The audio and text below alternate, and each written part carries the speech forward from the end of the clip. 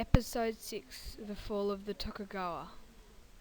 The background. The background of the fall of the Tokugawa will cover the two tribes that created all truths to end up defeating the Tokugawa, and also what the Tokugawa did to try and stop the two tribes from trying to defeat them.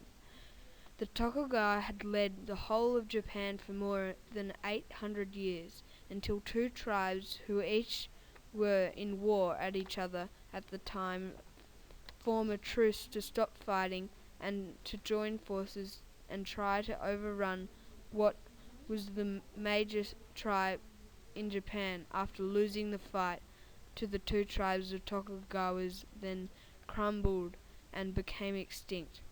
In the end, the two tribes defeated the Tokugawa, and a couple of years later, the new leader of Japan died, so his son had to take over at the age of 15.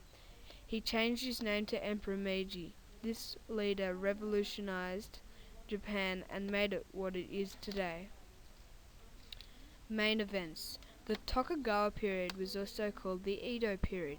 This period started in 1603 and finished in 1867. It was the final period of traditional Japan. It was a time of internal peace, political stability, and economic growth under the shogunate Japan. In 1614, the Tokugawa made Buddhism the main religion and banned alternative and foreign religions. The Tokugawa's army imprisoned and executed thousands of Japanese Christians. In the 18th century, the people didn't like the type of government. The Tokugawa remained in power but were forced to content with a part among the lords. In the 18th and 19th centuries, foreign governments, including the United States, attempted to convince the Tokugawa to allow foreign trade. The Tokugawa refused diplomatic envoys until 1853, when Commodore Matthew Perry and a squadron of military vessels brought a message from President Millard Fillmore that the United States would use force unless Japan agreed to open their ports to U.S. trade. He agreed to allow limited trade access to the United States. In the end of the Tokugawa period, the nation's economic continued to deteriorate, leading to popular dissent, protests, and rising unemployment. Eventually, citizens groups united behind the young Emperor Meiji to remove the Tokugawa Beifu from power. The aftermath. The Meiji Restoration was a great part of history, but was terrible for the Tokugawa.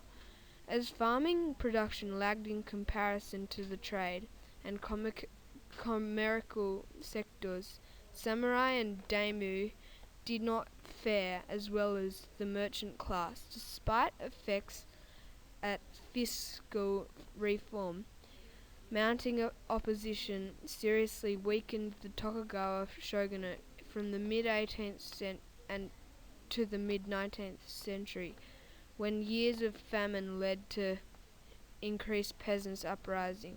In 1867, two powerful anti-Tokugawa clans, the Choshu and the Satsuma, combined forces to topple the shogunate, and in the following year declared an imperial restoration in the name of the young Emperor Meiji, who was just 14 years old at the time.